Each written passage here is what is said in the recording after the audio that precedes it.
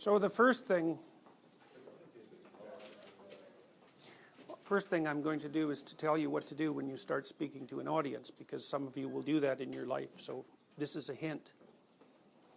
When you stand up in front of people, do not talk till they're all absolutely silent.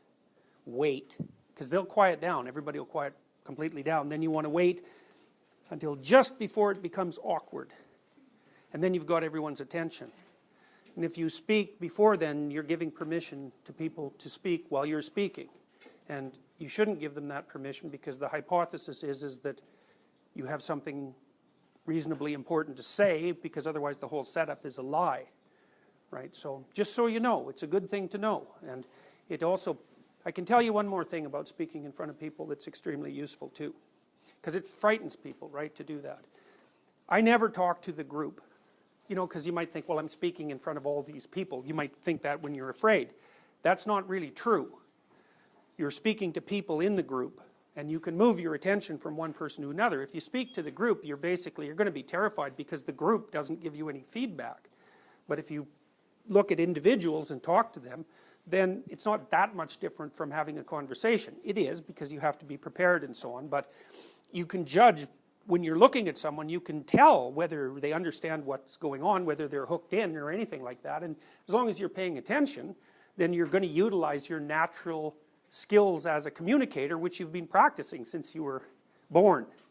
So anyways, that's 2 hints, and they're useful hints. So, and I guess the other thing to remember is, that'd be 3 hints, is that it's really a dialogue, right? Even though, I think I told you this before, most of the response from the people in the audience is nonverbal.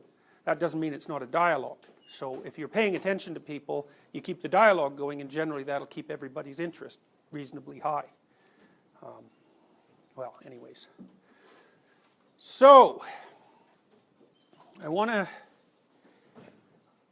bring up some mysteries about words. Now, the first question might be, well, what exactly is a word? Now, I'm talking about words because I'm really interested in concepts, but a word is like a unit of conception. So I'll focus on words, and we'll broaden out to concepts. And the reason I want to talk to you about concepts is because I want to talk to you about ideological and group identification, and such identification is based in part on shared behavior, but also in part on shared conceptions. And the reason that I'm interested in group identity is because I'm interested in what it is that motivates people to retain their group identity, and also to defend their group identity or expand it, often at the cost of warfare. And then finally, because I'm interested in why people will do horrific things to one another in order, hypothetically, to facilitate that process. So that's the linkage. So let's think about words for a minute. And so the first question you might ask is, well, what is a word? And St. Augustine, from what I understand, formally posited that a word was a label for a thing. And I would say that that's mostly what people think when they think about words, which they don't do very often. They use them, but they don't think about them. So a word could be a label for a thing. All right. Now, that's a funny concept, because the thing is often defined by words, and so there's a bit of circularity in there, right? Because for that argument to be exactly true, the thing would have to be self-evident, sort of independent of any verbal formalization, and then you could just slap a label on it. And it's pretty clear that our conceptual abilities also influence the manner in which we perceive things, so there's a reciprocal interplay. So, okay, so anyways, that's one definition, and you can see that it has some utility. So here's another definition. This is from Wittgenstein. Wittgenstein said, a word is like a player in a chess game, one of the pieces. And what he meant by that, in part, was that you're engaged in an activity when you're using language, and the activity has a vaguely game-like structure, and the reason that you're using words is to move ahead in the game. You're a player in the game. And so then you can think about, well, so that's another analogy, that a word has got a tool-like structure, and you use it to attain certain ends and to operate in the world. And so that's kind of an interesting way of thinking about it. And then I was thinking about, this is a more visual analogy. And so imagine that you have a toy train, and there's freight cars on it, and you fill the freight cars with all sorts of different things. Maybe one is full of screws and Legos, and another one is full of erasers and coins and so on. And there's a little tunnel so that the train track goes underneath it, and then the train is continually running underneath it, and that thing stays in the same place. And that's like a word too. Now that's a trickier thing, because a word encompasses things that are the same and things that are different, right? It has to, because everything that you try to categorize as an entity isn't homogeneous. It's not homogeneous. Its internal structure varies. So, and that means that insofar as you're treating it as if it's only one entity, it might do things that will surprise you. You know, so it's especially true with complex things. So you might say, well, this is my wife. Okay, and that there's a certain set of assumptions that go along with that label.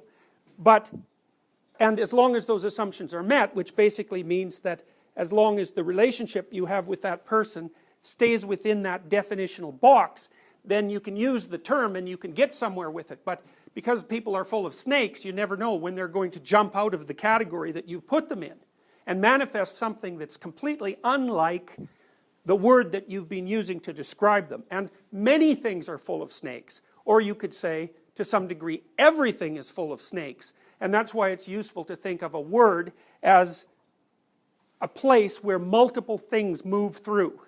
So another example that you might think about is, say, a stock.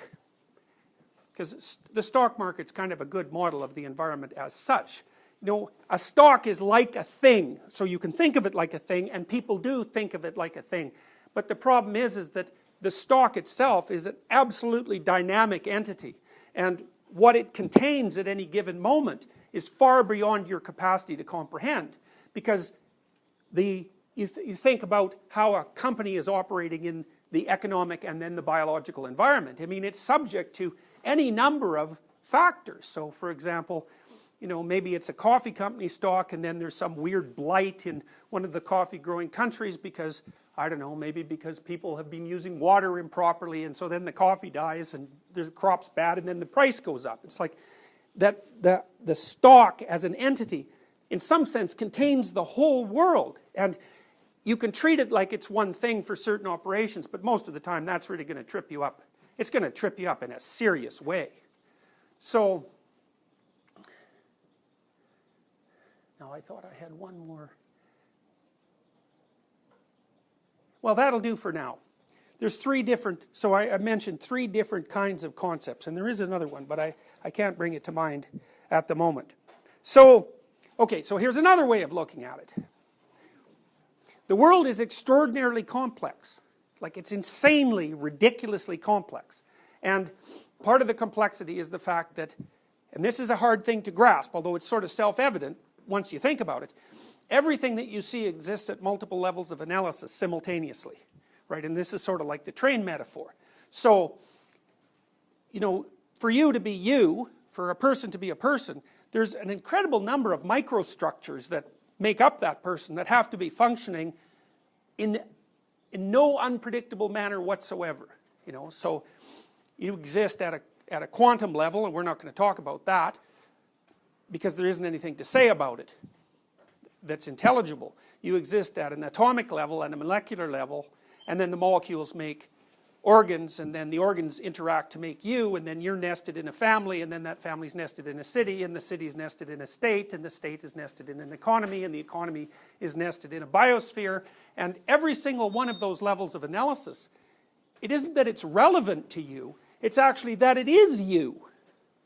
Now, you only figure that out when something goes wrong, because as long as things aren't going wrong, they're invisible. And now that's an important thing to realize. So one of the things that, one of the determining factors with regards to your capacity to regulate your own emotion, including anger and fear, and disgust, and a variety of other things we'll talk about, is the fact that a million invisible things are doing exactly what they're supposed to be doing all the time. Now the problem with that is that at any time any of those things can go wrong. So, and that's the problem of finite mortality in a sense, you know, that you're the sort of being that can be plagued by unexpected events at multiple levels of analysis. And it's by no means obvious which of those levels of analysis is most real. I think they're all equally real. It's also no small feat to pick the level of analysis at which you should be approaching a given problem. People argue about that all the time. You know, when they might say something like, what's the greatest problem facing humanity today? It's like even conceptualizing where the problem is in that entire tree of being is something that you can argue about for forever and not get anywhere. So part of what I want to point out to you by all these examples is that a lot of what human beings are doing in their perceptual and cognitive operations is constraining the complexity of life to limits that enable them to stay alive, but also within limits that enable them to bear staying alive. Both of those at the same time. Because you want to keep existing, obviously, and hypothetically you want to propagate, but also hypothetically you want to do both of those things while not suffering yourself absolutely to death. And so that's a set of constraints. And it's necessary to know how much of the world is invisible to you, because unless you have some understanding of how much of the world is invisible, you can't understand how many things might be going wrong when something goes wrong. And so here's a hint in some sense. If something interferes with the integrity of your categories, all the snakes that are inside those categories come out. And then you have to deal with all those snakes. And that's a big problem. And so you don't like having your categorical systems, the adequacy of your categorical systems challenged in any way. And it's no wonder. And it seems to me that this is particularly relevant with regards to social conflict between different ethnic groups or between groups that have been historically isolated from one another to some degree, because the groups come at the world with different conceptual structures and they're not necessarily isomorphic. Some of the more fundamental assumptions might not be the same from one place to another. And that means the validity of the categories that both of those groups use to organize their existence in the world come under assault when they meet. So, it's a big problem. And you know, you might say, well, why do people engage in conflict all the time? And part of the reason is because there is conflict. Like if you believe one thing and I believe another, and we happen to occupy the same territory, and those beliefs have implications for how we're going to behave, there's going to be conflict. There's going to be conflict. And as far as I can tell, there's a very limited number of ways that that conflict can be resolved. One is I can become a tyrant, or you can, which one of us is a tyrant and one of us is a slave. And that, you know, the logical end point to that is one of us is alive and one of us is dead. And the other possibility is that we can negotiate and see if we can figure out how to cohabit in this territory, behaviorally and conceptually, simultaneously, for a long time. But that's extraordinarily difficult because it means you have to take your concepts apart where they conflict, and then you have to figure out how to put them back together in a manner that actually works. So when you might say, well, you should be tolerant. It's like, yeah, you better be tolerant because you'll never get along with anybody if you're not.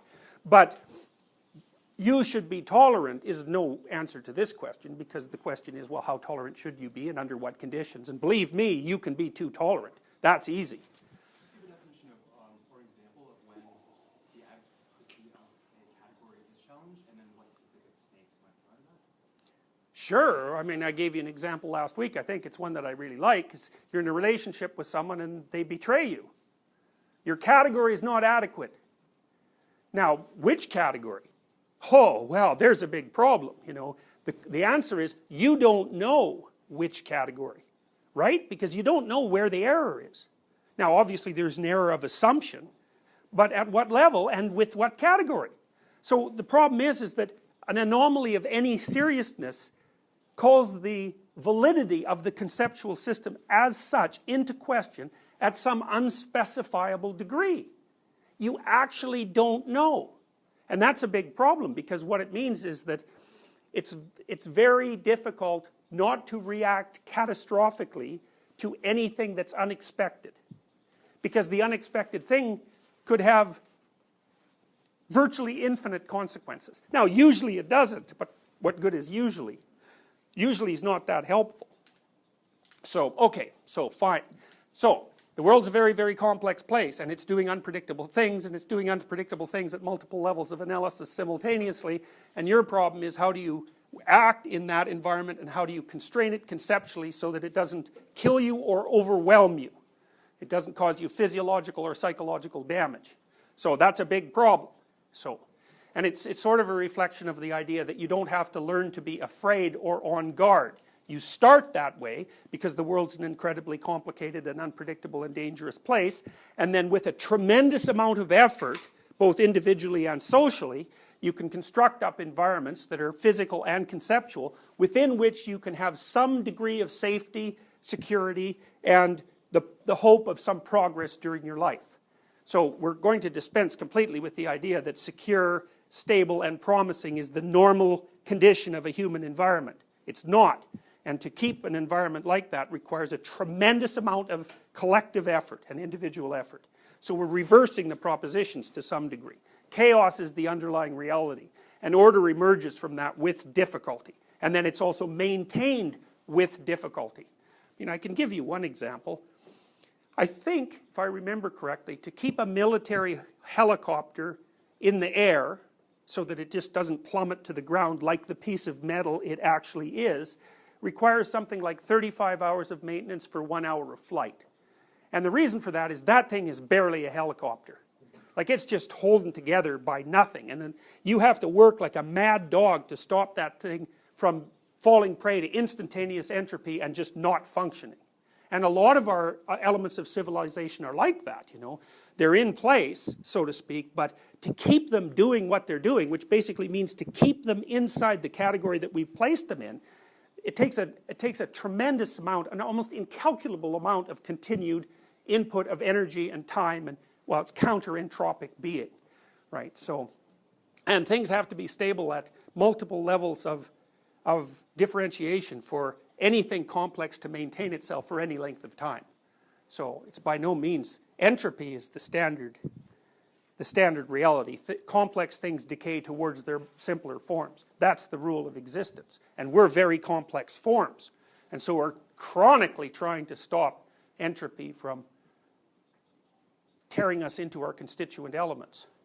So, okay, now, some of you have seen this before, but I'm going to show it again. Maybe you haven't seen precisely this version of it, but this line of research wasn't piloted by Dan Simon, although he's done a tremendous amount to popularize it. His demonstrations have become some of the most famous demonstrations that psychologists have ever put together. And this particular line of investigation, although it might be old hat to you guys, perhaps, was an absolute staggering shock to everyone when it was first revealed, because the hypothesis was that, first of all, that we see the world pretty well, and when we look at the world, we're seeing it in a relatively comprehensible manner. And that's wrong. And then the second hypothesis, which was a deeper hypothesis, is that even if we don't see the world that well, if something that's unexpected conceptually happens, our attention will be automatically drawn to it. And that also turns out to be wrong. So we're going to look at this video. And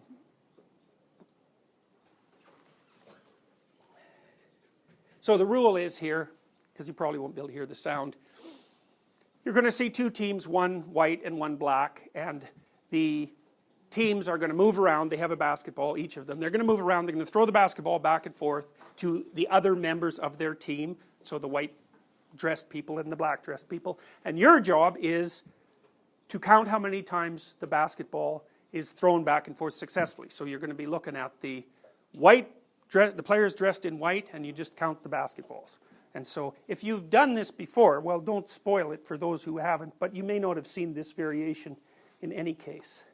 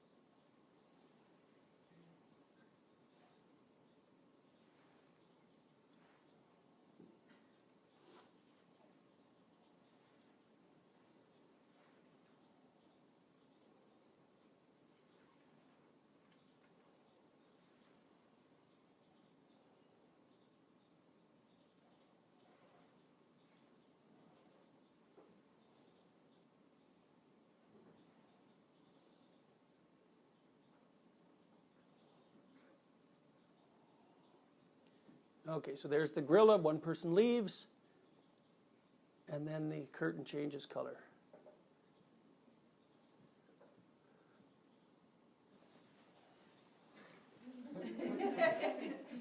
Right. So it's brilliant. It's brilliant. It really is. It's amazing, in fact. So, all right. So, you look at that and you think, what do you think? If I'm concentrating on one thing, there's a lot of other things I'm missing, and some of those might be unbelievably massive. And then it's even worse, as Simon just demonstrated, which is, if I'm concentrating on one thing and I'm paying attention for the possibility that something strange might happen, while I'm watching for the strange thing, other strange things that I don't expect will happen and I won't see them. All right, so I like that demonstration because it's such a concrete presentation of the fact that we're dealing with something complex with relatively limited resources. Now it's kind of obvious if you think about it, because there's you and then there's the entire rest of reality, including the reality that's within you that you don't understand. But it's still something completely different to have that pushed in your face like that. Now, as I mentioned before, one of the propositions, basically up until the time this line of research started, was that you operate in the world with a certain set of assumptions. You see the world and you interact with it, and the things that you're interacting and that you see are real, and it's relatively straightforward matter to perceive them because there they are like things, and you can interact with them in a manner that produces a predictable outcome, and if something radical happens, you will automatically attend to it. So that was the proposition of psychological theory, psychophysiological theory, for a very long period of time, and it had a huge influence on fields like artificial intelligence before they discovered that it was virtually impossible to perceive the world. It's so complex that we can't really figure out how we do it, although, in the last 5 years, tremendous strides have been made in having machines that can actually operate in the real world, which is something new and absolutely remarkable and amazing. So, but what the bottom line for this turned out to be that, no, you don't see the world. You see a subset of the world, and which subset you see depends on your intent. Now, of course, that's obvious from this video, right? Because your intent when you're watching the video is to count the number of balls that are being passed back and forth, and that intent occurred merely because I asked you to do that. And so one of the things that indicates is how easy it is for you to shift what your goal is. And human beings are unbelievably good at that. Now, for most animals, goals are driven in some sense by the operation of underlying fundamental biological systems. They're not just goals, they're whole schemes of perception and action. They're like little sub-personalities, I would say, in that they're embodied, perceptual, cognitive, and emotional solutions to classic biological problems. So it's like an animal's head is full of little robots. And it's not like they're driven by a motivational system. The motivational system is a sub-element of the animal that participates in the entire animal's being. So if an animal is hungry, then it sees the things that hungry animals see, and it responds emotionally to the cues that are associated with food or its absence. And it thinks, insofar as an animal thinks and strategizes, and some of them do, like the hunters in particular, or the pack hunters, then it strategizes from within that framework. And so you can't think about it as a drive, you have to think about it as an entire way of looking at the world, and then you kind of have to think of the animal as a collection of different ways of looking at the world in accordance with the different problems that the animal has. And then you're like that too, except as your cortex grew radically over the last several million years, you underwent this same weird transformation where your time span got extremely broad and your capacity for abstraction increased. And one of the consequences of that was that you learned how to replace what you might regard as purely biologically determined, relatively immediate goals, although they're really personalities, with unbelievably abstract goals that could be manifested in a social environment and that might work over very long periods of time. And that's a whole different thing. And so what the upshot of that is you have a system that allows you to formulate virtually any frame of reference imaginable, and then to look through the world and act on the world in accordance with that frame of reference, so that I can just say to you, your task, now this is going to be something you value, your task is to turn yourself into a personality for whom counting the basketball throws for the next 5 minutes is your primary aim in life. And you do that no problem. You reconfigure your entire perceptual system so that you feel inadequate to some degree if you can't perform the task. You're motivated to do it. You focus your perceptions. You're pleased if you can track the balls. You're pleased if you get the right answer. And you do that at the drop of a hat. So that's one of the consequences of human cognitive transformation. So, now,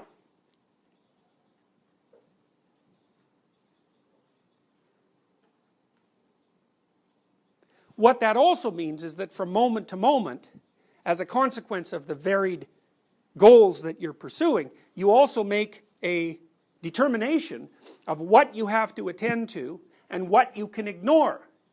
And the answer to the question, what should you attend to and what can you ignore, is you should attend to the minimal number of entities necessary for you to produce the outcome that you desire.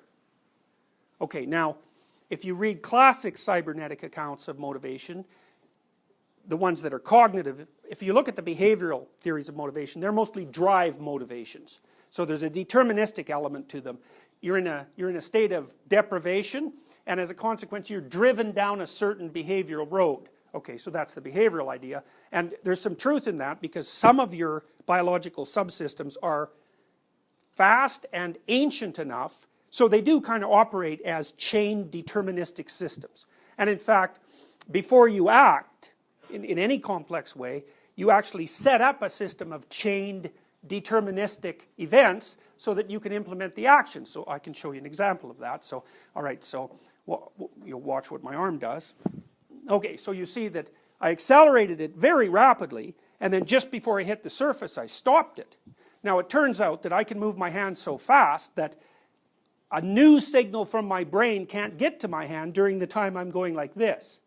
And so what that means is that I have to set that entire system of operations up as a ballistic movement and then release it. And you're doing that all the time when you're dealing with the world. You have systems that are automated and that run in a deterministic manner, and what you're doing in part when you act on the world is you're disinhibiting them one after the other. So you do that when you're driving, for example. Where do you look when you're driving? You don't look right in front of the car. Why? That's because you're going to run over what's there. So what good is looking there? If it's something's there, you're going to run over it. There isn't a thing you can do. So what you do is you look far enough down the road so that you can sequence automated actions as a consequence of your perception. And then they run, in some sense, they run ballistically. You can't control them once they've been implemented. And you're doing that all the time. Like you're wandering around on a platform of semi-automated systems. And your choice, in some sense, is the choice of which of those semi-automated systems you're going to implement at any given time. Okay, so you throw up a frame of reference. We're going to talk more about them in a minute. You throw up a frame of reference, and then you attend to anything that gets in the way if it interferes with the desired outcome. So that's not the same as merely responding to anything unexpected, as you can see with the gorilla. Now, if that gorilla would have jumped in front of one of the players in white and grabbed the ball, there's a high probability that you would have seen them, especially if it would have held on to it for some length of time. Because what happened there was that the anomalous event turned out to be a relevant factor in your pursuit of the goal that you deemed appropriate. So you could say that you respond to the world as if it's a predictable place, as long as it's doing what you want it to do, and then you respond to the world as an unpredictable place when anything happens that stops you from reaching the goal that you've determined to be relevant at this point in time. And so those are, in some sense, your two modes of operation. Then you could also add that if you're pursuing a goal, or embodying a little goal-directed personality, then things that facilitate movement towards that goal are going to be positive, and things that interfere with movement towards that goal are going to be negative. And when you understand that, then you've got some sense of how the fundamental emotional systems work. So, all right, so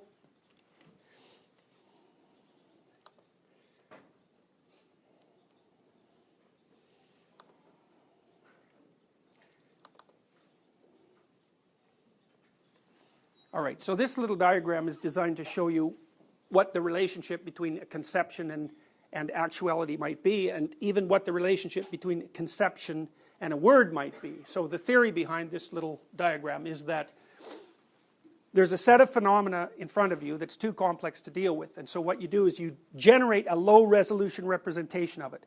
And that low resolution representation is actually what you see. It's not a concept, or you could say it's a percept.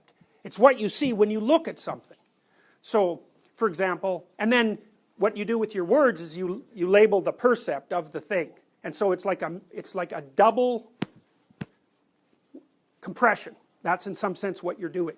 So you have a complex reality, you perceive it in a low resolution form, and then you label the perception, and that gives you a word. And so what you're doing basically is taking the world that you can understand, and you're putting it in smaller and smaller and tighter boxes until you have a box that's small enough and tight enough so that you can actually manipulate it.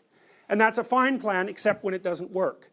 And so then the question is, well, what do you do when it doesn't work? And that is the question. Okay, so you could say, if you look at the top left-hand corner, I called that the thing in itself, which is a phrase from, it's a translated phrase from German philosophy, and the old idea was that, well, you never really have contact with the thing in itself, because you're not capable of perceiving it or comprehending it. So what you see are elements of it. So we're going to say, well, that's the thing in itself, it's a schematic representation of it, it's quite complex, and then hypothetically you can see that thing in all the other ways that are illustrated in the diagram, right? So if I asked you what that was, you could say, well, it's a rectangle, or you could say it's a rectangle with 4 rectangles as sub-elements, or you could say that it's, I think that's, what, 24 rows, which it also is, or you could say it's a bounded rectangle that's made out of 2 paths and 4 sub-rectangles, or you could say that it's, I don't remember how many are in there, but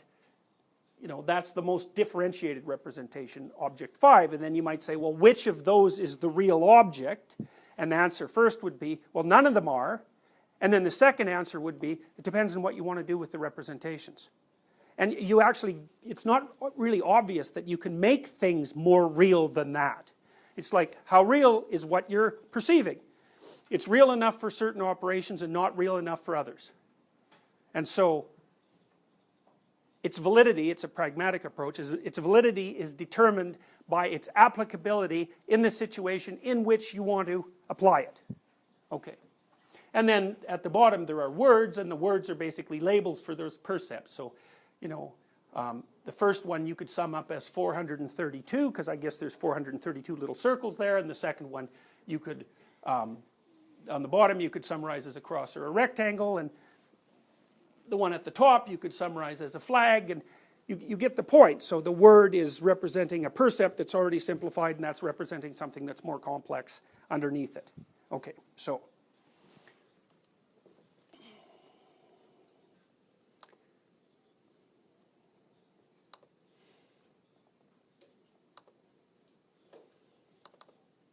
here's another way of looking at it.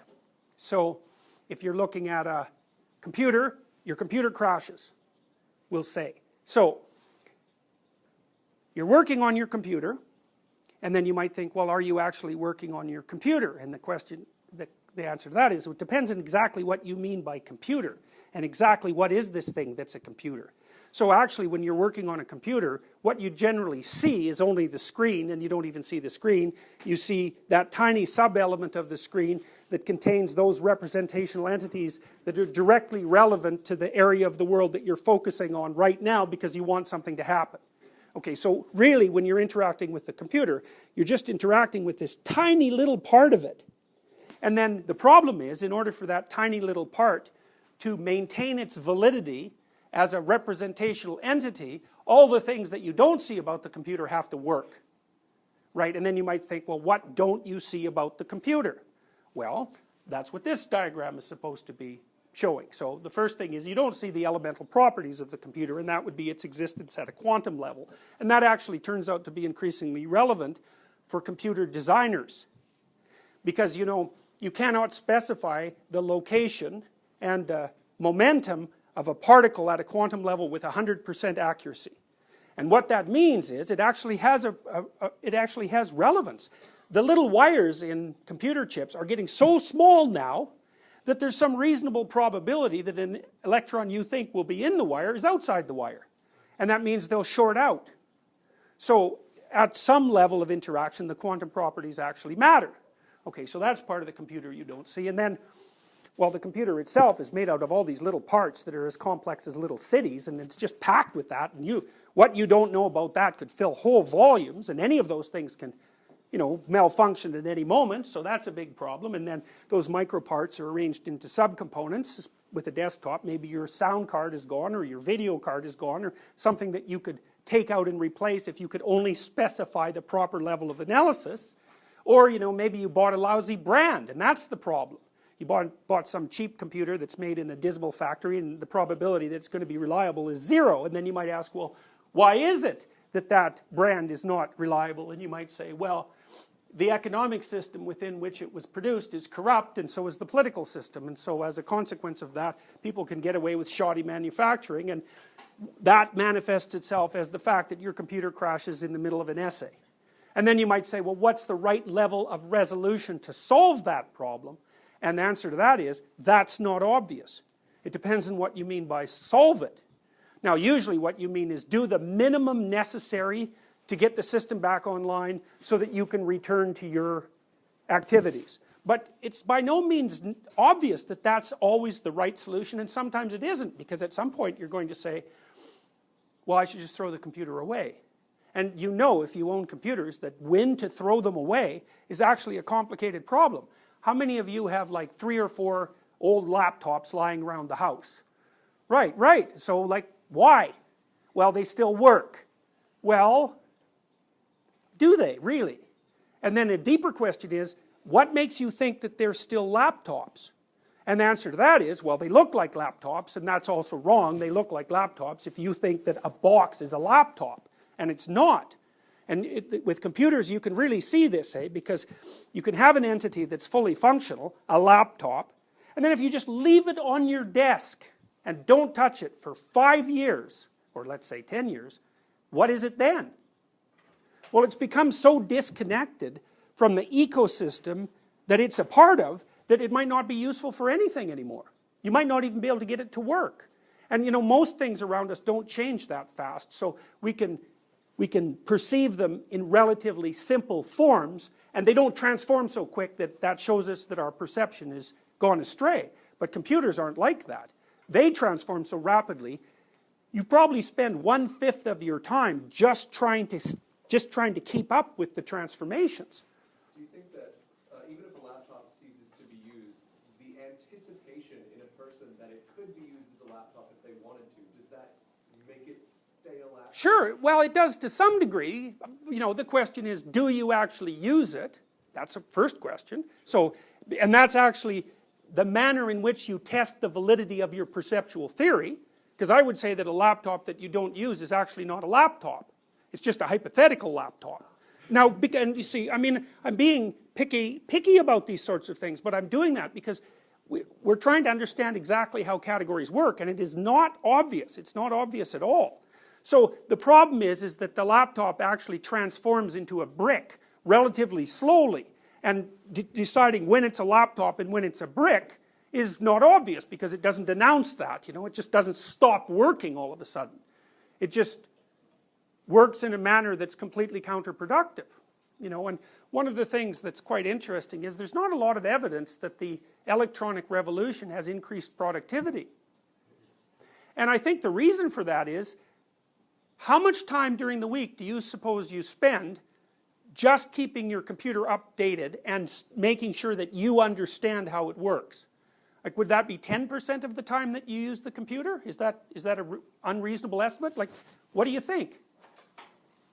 I think for me it's like 20% of my time. It's horrifying because I have quite a few computers, and they're always doing weird things of one form or another. Even when I just leave them be, they'll update and then they won't work. Or I have a new computer and it's got such a high resolution screen that you can't use Photoshop on it because you can't see the menu items anymore. And Adobe has known about that for a whole year and hasn't fixed it. And so there's always these weird little snakes popping up all over the place with something as complex as your computer, and battling them off, I think, destroys all the potential productivity that the tool was actually designed to produce. So I don't know if that's true or not, but it certainly seems that way to me. So, okay, so the laptop, it's a funny entity too, because you can certainly see that it's connected directly to a very large network, right? And that's the internet, clearly. But partly that's an information portal, but partly the thing stays alive because of its connection to the internet, right? It's continually updating, it's continually being modified because it's plugged into something that's essentially a living system. And when you think about it as a laptop, you're just ignoring all of that. And you really can't, because you can't ignore all that, because it's there. It's even more real than, I kind of think of these things like leaves on a tree. The tree's the real thing. These are just leaves, and you know, they fall off, and then you have to, and then they're dead. So, and that's a good indication of the way that our perceptions deceive us. And you know, one of the things you might notice is, what kind of emotional reaction do you have when your computer ceases to be a laptop while you're working on something important? What's your response? Frustration and anger, mostly, yeah, and there'd be some anxiety in that too, and probably some contempt, you know, because you might say, well, this stupid bloody thing, or something like that, which is an expression of contempt, which is associated with disgust. And then there's the anxiety, which is, oh my God, what am I going to do with this now? And then there's the anger, and that as a consequence of something interfering with your goal-directed pursuit. And so one of the things that's really worthwhile to note is to note that panoply of emotions. Now, there might also be a little excited, possibly, because you could say, oh, well, I wanted to get rid of this piece of junk anyways, and get a new computer, right? Because, so when it collapses into its sub-elements, this mess of sub-elements, there's all sorts of possibilities that immediately arise that your nervous system is attuned to, and the way your nervous system responds to that is it gets frustrated and angry, it gets afraid, it gets disgusted, and it gets curious about what's going to happen next. And all of that happens at the same time. And I would say that that response, which is an embodied response and an instinctive response, although there's cognitive elaborations on it, that's the response you have when you actually see the actual world, or as close as you're going to get to it. Because I don't think that you see the world at all until the things you're doing don't work. And as soon as they don't work, bang, you see the world. Now, see is a weird way to think about that. But then we could say, well, that's the closest you ever get to having contact with the thing in itself. And it's very, very stressful to have contact with the thing in itself, because God only knows what it's going to do. So, your conceptual systems protect you from contact with reality. In the same manner, one of the things Jung said, which I think is extraordinarily funny, he said, the purpose of religious systems is to stop people from having religious experiences. It's an extraordinarily remarkable and intelligent claim.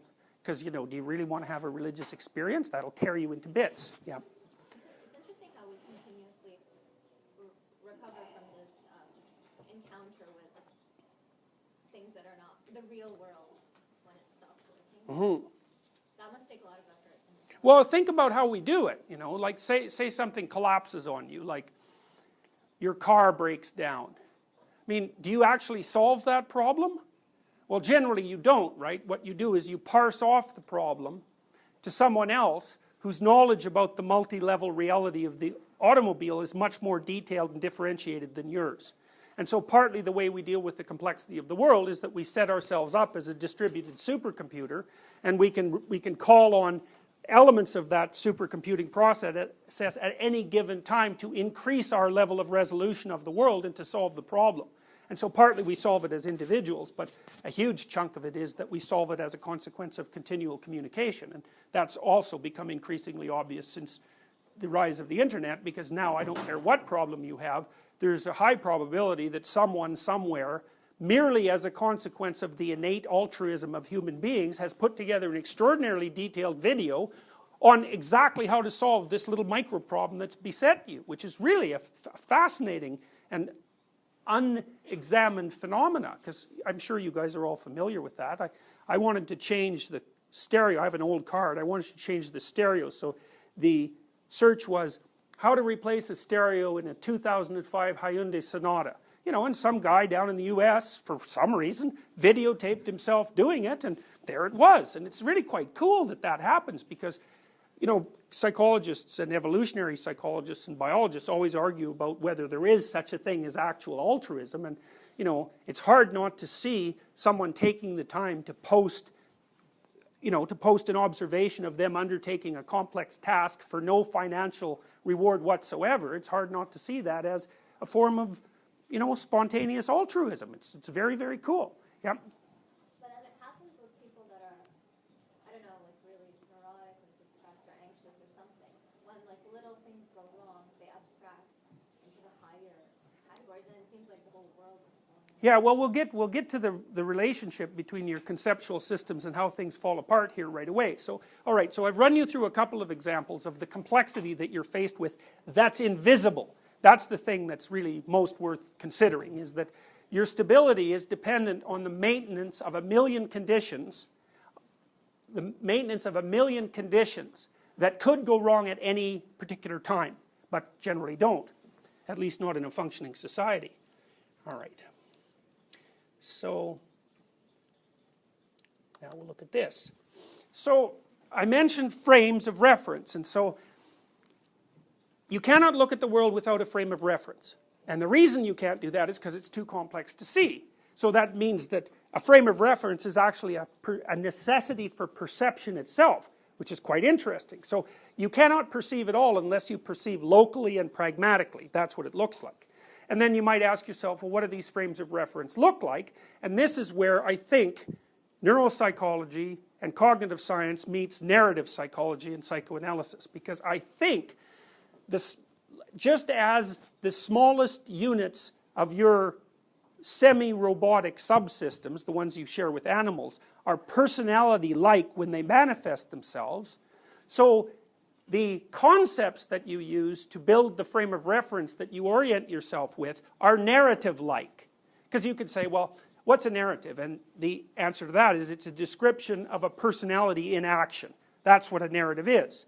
And so, if the actual problem-solving subcomponents of your psyche are sub-personalities, then the description of those is going to be basic narratives. And so the hypothesis here is that because we're tremendously imitative creatures, first of all, I can pull your personality out of you at any given time by just watching what you do and matching it with my body, and we're doing that all the time. If you're a reasonably social person and you're talking to someone one-on-one, you're going to match your behavior to theirs in all sorts of ways. I mean, one of the experiments we did once was we brought undergraduates into the lab and we just put like a bowl of chips between them, and basically what we found is that each of the undergraduates ate exactly the same amount of chips as the other. So sometimes a dyad would settle into no chips, and so neither of them would eat anything. And then another dyad would settle somehow into, well, we'll eat all the chips, and so then each of them would eat half. And the correlation was like 0.9. It was unbelievable, and these were strangers, you know. And so you're mirroring the other person's embodiment like a mad dog all the time. And it's a great thing to be able to do, because it means that you can unite your being within the same locale, and that means you don't have to have conflict. Plus, it also means that you can learn very rapidly from someone else just by doing what they're doing. And I don't know if you guys have seen this, but there's computers now that take advantage of this idea. And so what happens is, like, let's say you have a computer that, it's a robot, and you want it to do this task. So pick something up here, move it up here, pull it over here, and put it down. All you do is you take the robot's arm, and you put it down, and you close it, and then you lift it up, and you move it over and down, and then the robot will do it by itself.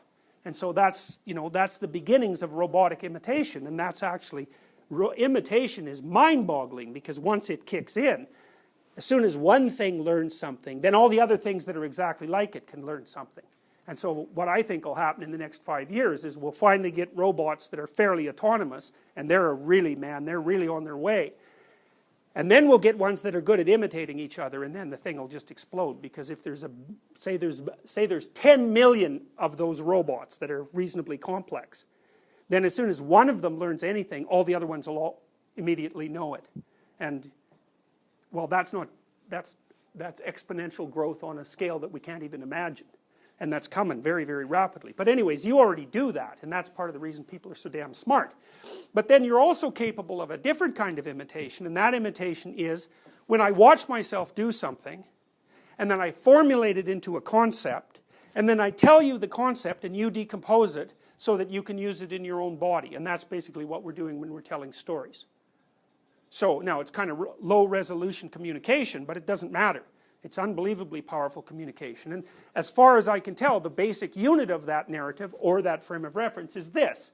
You're somewhere, because you're localized in time and space, and that isn't as good as it could be for one reason or another, so you're trying to improve it. And then you have some notions about what you have to do in order to improve it, and you act them out, you implement them. And I think you're doing that all the time, and I can't see how you cannot do it, because you have to have a technique for simplifying the world. And so, as far as I can tell, this is the technique. And so a basic story was, well, I was here, and then I went there, and that was better, and here's how I did it. And so that's a pretty good story. It's not great, but it's good enough. You might listen to that. Or you might watch it on a video, like I did when I was trying to figure out how to fix my car stereo. Right? So it's a story about how to fix a car stereo. And you might say, well, that's not a very good story. It's like, I didn't say it was a very good story. I said it was the basic element of perception and also of narrative communication. And to make that, those two things united is a tremendously exciting possibility, because one of the things that you may have noted about psychology, this is something we talked a lot about in my personality class, is that there's a real disjunction between narrative psychology, which generally tends to be quasi-psychoanalytic, and neuroscience, for example, and psychometrics, which tend to be, well, they're not narrative anyways. You know, we haven't been able to bridge the gap. And so part of the reason I'm telling you the things I'm telling you right now is so that you can bridge the gap. So an upshot of this, and that's when we go to this next diagram here.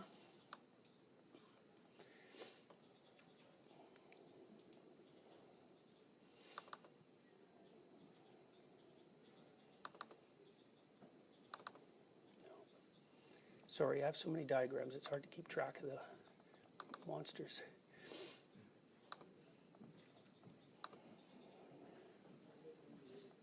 Yeah, this one. Okay, now you've seen this before, but I want to walk through it again because it's important, and it allows you to do a reconceptualization that unites things that can't otherwise be united. Okay, so one of the issues might be, well, what is an abstraction composed of? And I would say, well, it depends on the domain in which the abstraction is being implemented. So an abstraction about the world is slightly different than an abstraction about you. I think what they have in common is that when you make abstract representations of the world, you're making abstract representations of the world as a place to act. And that's a critically important thing to understand, because we're scientific in our explicit cognitive presuppositions. We think that world models are models of the world as a place of things. So we're kind of taking a page from St. Augustine in some sense. The world is made out of objectively existing, independent, material entities, and when you develop understanding about the world, what you're doing is producing a map of those entities. And the thing is, that's true in a narrow sense, in that that is what you're doing when you're doing science, but science itself is nested inside a narrative structure, as we talked about before. So then the question is, what's the nature of the more comprehensive narrative structure? And I don't think that you can understand, you cannot understand profound narratives unless you understand this underlying set of assumptions. You're not naturally predisposed to view the world in objective terms. Now, we talked about that from a Darwinian and Newtonian point of view last time. So, and I told you what I thought about that. But here's the idea, you know. So let's say, we'll talk about the domain of morality. And the reason that I put this under the domain of morality is because it has to do with how you do act and how you should act. So that's a moral domain. And then I would say, most of the time when we're communicating information that we find relevant to one another, what we're communicating is moral information. And the moral information is how to perceive and act in the world such that things work. Now, obviously, you can have a debate about what those things are, but that's still what we're trying to do. and you can debate about what work means and so on and so forth, and we're doing that all the time because it's complex. So if I say, well, you're a good person, then we could unpack that. I could say, okay, well, what are the snakes inside being a good person? And we could say, well, it's actually, good person is a representation of a complex hierarchy.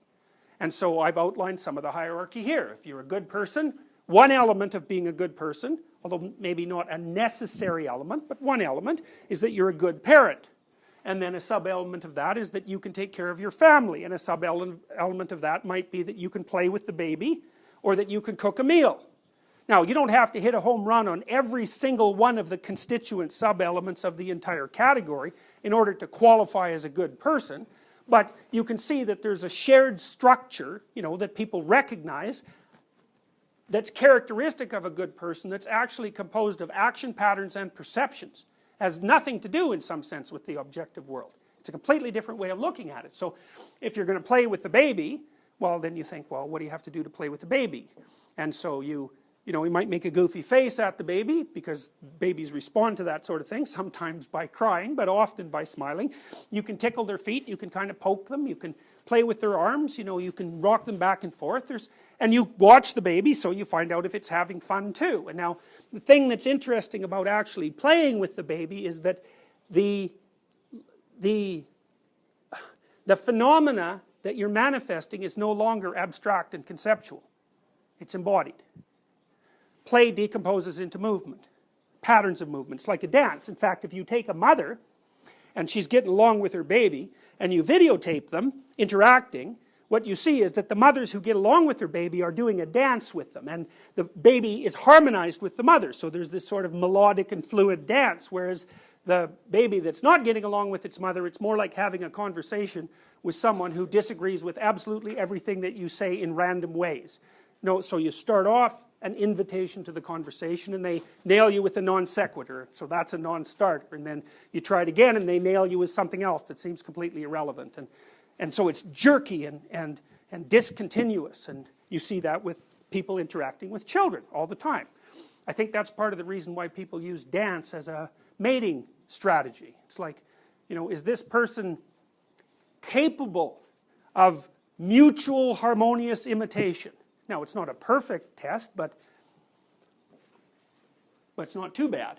It's got some utility in it. So the abstract narrative representation, you're a good person, that is not an objective category. The abstract representation, you're a good person, decomposes at the highest level of resolution into a sequence of actions. And Piaget, for example, would say that, well, you learn those basic actions as you're putting your nervous system together from birth until now. So you're building yourself up at the bottom, so when you dance, there's certain movements you have to make, and those are movements that you could make in other circumstances that would also be useful. And so for Piaget, you build yourself from the bottom of this hierarchy towards the top. Okay, so then, one of the things that you might note is that as you go up the chain of abstraction, arguments about what those categories contain become more and more likely. And so you might say, for example, to your mate that being able to prepare a decent meal is such an important sub-element of being a good person that if you fail to do it or can't, that actually means you're a bad person. And you can see right away why that would provoke all sorts of arguments. And so part of the reason that I'm bringing this up is because we're engaged in a constant process of mutual exploration to determine how these hierarchies are properly arranged and what are necessary subcategories of them and how those subcategories should be hierarchically instantiated with regards to one another. And we have to have some agreement about that or we actually can't communicate. So like if my stance is, you burn the vegetables, you're a bad person, and your stance is, I burn the vegetables and who the hell cares about that, then the fact that our hierarchies of values are structured completely differently means we're going to have a very difficult time communicating, and there's going to be a lot of conflict about how that conceptual structure should be reorganized. And that's actually what you're doing when you're arguing with someone about something important. It's like you're trying to say, okay, we need to get our hierarchies, our narrative hierarchies synced so that what you want and what I want can happen at the same time, and so that we understand each other. And we can partly do that by talking. We can also do it by suppressing the other person, which we tend to do an awful lot, or suppressing ourselves in favor of the other person, and so forth and so on. But the thing is, there's that those places of non-agreement are like, they're like tunnels into the complex underlying reality that we have to deal with, and places where the nature of that, the nature of the complexity of dealing with that become apparent. And part of what happens as a consequence of that is people just don't have those discussions. They don't know how to do it. They can't decompose the situation. You know, and I can give you an example of that, which you're going to face. Let's say you're in a family. You're married to someone, or whatever the equivalent happens to be. You both have a career. Whose career is more important? You think, well, it doesn't matter. It's like, it matters, because there will be times when you have to make a choice between the two career paths. It's like, okay, well, how do you do that? And the answer to that is, you don't know, and neither does anyone else, and worse, there are no rules for having the discussion. You have to come up with all the rules and everything about the discussion, because you can't even tell when you're being reasonable. You know, because you might say, well, the person who makes the most money, their career is the most important. It's like, are you going to accept that? Do you think that's valid? And if you don't, okay, fine, what are you going to use as an alternative criteria? It's very, very difficult. It's very, very difficult.